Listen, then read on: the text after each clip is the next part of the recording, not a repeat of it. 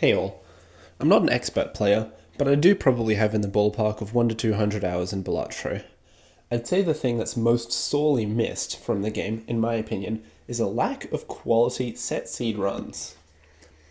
I feel like some people have fun messing around with set seeds, but I've not really gotten to see the limits of pushing, a set seed to its absolute maximum potential, and it's really disheartening to see. There are so many crazy seeds in Balatro, so many crazy things you can do in the game, that I think there's a lot of missed potential here. So, you can imagine my excitement when my friend came to me and showed me how to work immolate on my laptop. For those of you who might not know what immolate is, it's something? Honestly, I'm not very technical, so I don't really understand what it is. But it is something coded by the GOAT Math is Fun, and it allows you to basically code your own custom seed filters for Balatro in C++, which is amazing. Now that I had access to this new technology, I guess you could call it, I didn't know what to do with it. I was excited. I talked to this friend. I said, hey, we should have a competition of some sort. We should have a set seed competition. We'll limit ourselves. Maybe we'll only get 1.7 million seeds. For reference, that's you only get access to changing 4 digits rather than all 8 digits of the seed. Just so that we don't have to spend all day searching, just so we're a little more restricted in what we can and can't do. I think it would be really fun if we tried to see who could get the highest level flush in this entire subset of 1.7 million seeds. Within about 2 weeks, we'd both finished up our runs. I'm about to show you mine just here. The reason I chose straight flushes is just because I think they're kind of slept on in the game really as a whole. I don't think people really realize how strong Feenas or Shortcut can be, especially when you get in the checker deck. The scaling you get from the levels is really fun. Also, I just really like that meme from quite a while ago, adulthood is when you realize. I enjoy straight flush runs. I think they're really fun, even if they're not super strong. And I think it's something that I want to see a bit more of in the game. Without further ado, here's my run. The basis for the strategy that I used was a Perca-Cola one. Originally, I was just going to search for seeds with the Blueprint or Brainstorm in the first Buffoon pack, and then a Perkeo in the first 2 antes, as well as an Orbital tag in the final ante. As it turned out, this is kind of restrictive, and also really not that good of a filter. It actually doesn't help me get what I want, it doesn't help me get the arc, it doesn't help me get anything good that I could use for scoring, so I really struggled to make this one work in any good capacity. That's where my strategy comes in. What I eventually ended up going with, and I looked for a lot of different spectral generation methods and seeds with different spectral generation methods, but I ended up taking a seed that had a seance in the first shop. This isn't because it has anything good about being in the first shop. I wanted it to be in a Buffoon pack so it would be cheaper, but ultimately it didn't end up mattering too much. The more important thing was that this seed was much, much stronger and had many more blueprints and access to brainstorms than I would have gotten from any seed with a seance in the first Buffoon pack instead. If you're interested in trying to beat this score, which by all means you very likely can, I haven't optimized this particularly well, you're more than welcome to try. Send something over to me. Basically, the subset of seeds that we were using was any seed that starts with the letters ALEX and has 8 digits in the total seed name. That restricted us to about 1.7 million seeds, which seems like a lot, but then you have to also understand that it becomes exponentially harder to find seeds with more and more filters, right? Maybe only 1 in 20 seeds have an orbital tag, and maybe only 1 in 1,000 seeds have a Perkeo, and maybe only 1 in 100 seeds start with a blueprint or whatever you want. That was kind of the theory behind this. We wanted to be restricted. We wanted to have to come up with good ideas rather than spend more time searching for better seeds. Now, if I'm going to be completely honest, I actually used a couple of save states in this final recording here, just because it takes kind of a while to run through the entire seed. Even if I'm doing it set seed and I've memorized the entire seed, it's just annoying and it's painful to click, and orbital tags are terrible to deal with, oh my goodness. So I did end up using 2 different save states. You can see me load out, save, and then load back in both of these. I've left the screen recording going. The first save state that I used was actually based on a draw. It was a draw that I haven't been able to replicate, and I have no clue how I got it, because if I'm not mistaken, my draw in the previous blind was the same, and then all of my actions in that shop were the same. So I have no clue what's causing this different draw, and I wasn't able to replicate it. Originally, when I was writing this seed, I got that draw, multiple times in a row, so I thought, okay, this is normal. I didn't really think anything of it. But then when I started recording, all of a sudden, now it's impossible to make this draw. I'm getting a completely different draw, and it's fucking up my sigil, right? Which is then making it so that I'm not able to create any straight flushes to play. So you can see I am on the same seed. When I finish the run, you'll see it'll come up with the same seed in red. Just something I feel like I should mention, because I don't know if that's wrong. I don't know if I actually flat out did something wrong, or if I just forgot that I did something, or I did something different that I didn't know affected how draws work in this game, because draws are very, very silly in this game.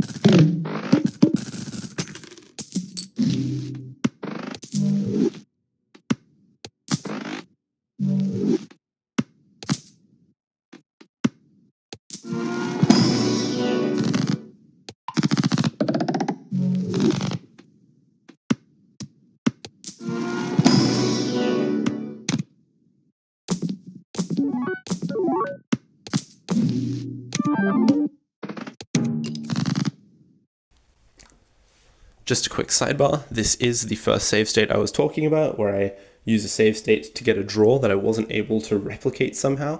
I have no clue what caused this. You can see it's still on the same seed at the very end. I have no idea what's going on, to be honest. I don't know what to do about this. Now, the other save state that I used in this run was for an orbital tag at the very end. As I said, I am using Perco-Cola, so this was my main strategy. I would Perco-Cola up, I think I got to about 52 unks, then make as many double tags as possible, even more since I decided to play on the ALEXXLEU deck over the Ghost deck, and then just take all of those, cash all of them in for one single orbital tag. This got me, upwards of, I want to say 180 levels on my straight flush at the very, very end of the run. But the thing is that orbital tags are not consistent, and I have no clue how they managed to do this or why it's so inconsistent.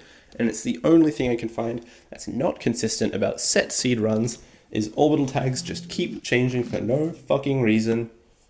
And I'm not going to reset the same run 100 times just to get the right hand, so I just made a save state on anti-7 right before I loaded in the tag. Hate me if you want, I don't really care. It doesn't bother me all that much. I think it's also worth considering, now that I only have 1.7 million seeds to work with, there were only about 6 or 7 seeds that followed, maybe a Sixth Sense in the first buffoon, or a Seance in the first buffoon, right? So I really want to open up my avenues as much as possible. I wanted to get the Seance as early as possible so I could start doing things like Immolate and Ankh early as possible, and Wraiths, especially for Blueprint and Brainstorm. What you'll see is that actually most of my Blueprints and Brainstorms, all of them, came from Wraiths in this seed. That just happens to be like that. I just got really, really lucky. I was looking around for seeds with really good access to strong spectral cards.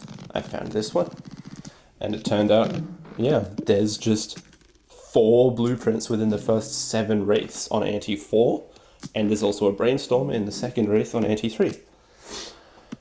As well as that, there's also a perfectly placed Showman right in anti-4, 3, I believe. That lets me get every single one of those Brainstorms. I actually don't have enough space for that. I was able to take 1 Ecto, and I didn't want to take 2 Ectos, because taking 2 Ectos then meant I couldn't get Blue Seal value, and Blue Seal was basically my only scoring that I was using for the entire run. Throughout the entire run, I very comfortably beat the blinds, obviously, because it was set seed. I could easily make any straight flush draw that I wanted, and I could easily make any Blue Seal draw that I wanted, because I could scout in advance what I was going to draw. More of the issue was actually having any capacity to score it. I originally did try strategies where I used 2 ectoplasms and took all 4 blueprints. That didn't end up working so well for me. I basically had to sell off one of my blueprints around anti-5, just because I had nothing to score with, and I was only able to score maybe 30 or 40,000, and I wasn't able to repeat or consistently get multiple straight flushes in a round. Maybe it's possible. I'm not saying that it's impossible. I'm just saying I couldn't figure out how to do it. So if you're looking for ways to beat me out by a considerable amount, this is definitely one of the best ways to go. I guess one last thing I should mention is the deck choice. I mentioned before that I took Anaglyph deck over the Ghost deck. I think Ghost deck has some really strong considerations. You can find Ankh, you can find Immolate, you can find Sigil, you can find so many useful spectrals, especially for this challenge in particular, where Sigil is extremely strong. Ultimately, I decided not to go with it because I felt comfortable with the Seance seed that I had found. I think the Seance gives you so many strong spectrals as is in this seed that I don't feel like I really need the Ghost deck to help me out.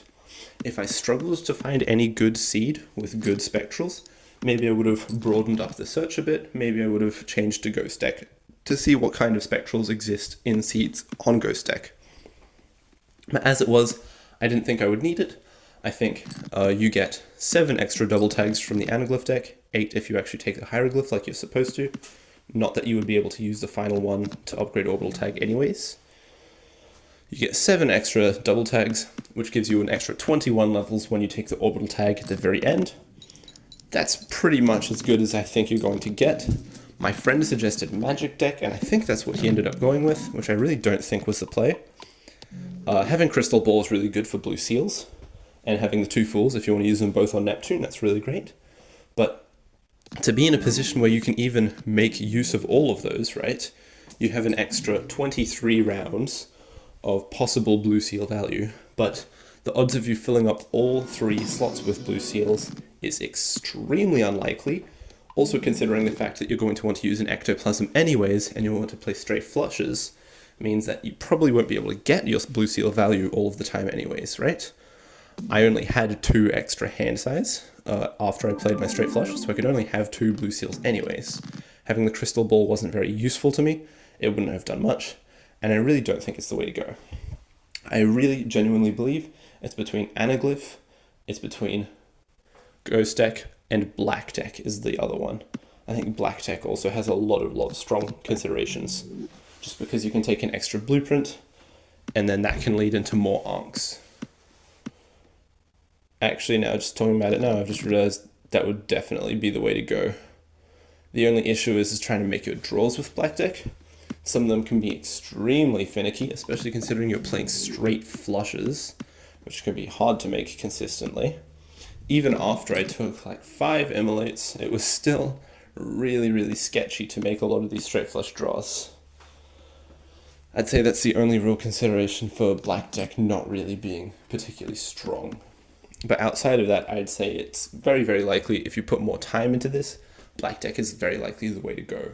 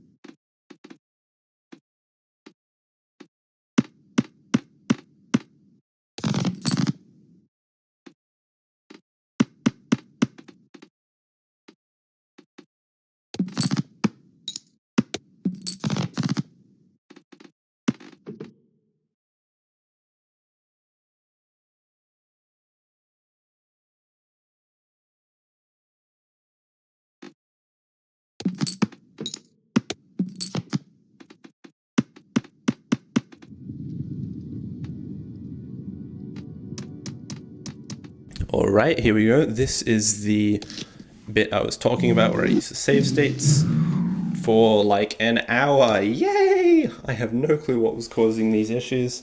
I reset at least 20 times. I'm going to count and edit them later. But I'll put that up on the screen and tell you how many times I had to reset to get the single straight flush skip. I went kind of insane in the middle there. I changed my game language to French and then to Dutch. And none of that helps me get good RNG. It was really, really annoying just sitting there late at night for like an hour just resetting. You know, that's not the kind of thing that I want to do. And I'm really, really happy that I didn't decide to do all of this in one run and have to suffer through that for a very long time, because then this video would still not be out.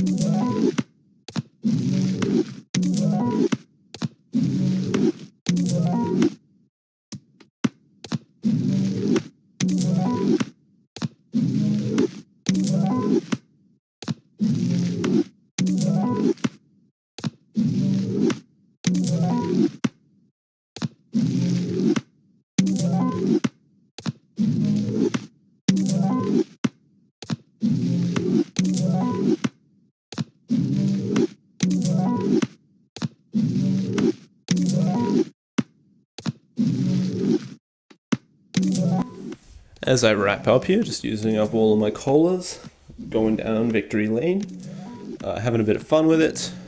If anyone who happens to be watching this wants to challenge me in something similar, I would be absolutely over the moon. This was really, really fun. I really cannot recommend this enough. If you have any friends that play Balatro, you want to try some challenge like this, if you have any interest in coding, I reckon you'll love it.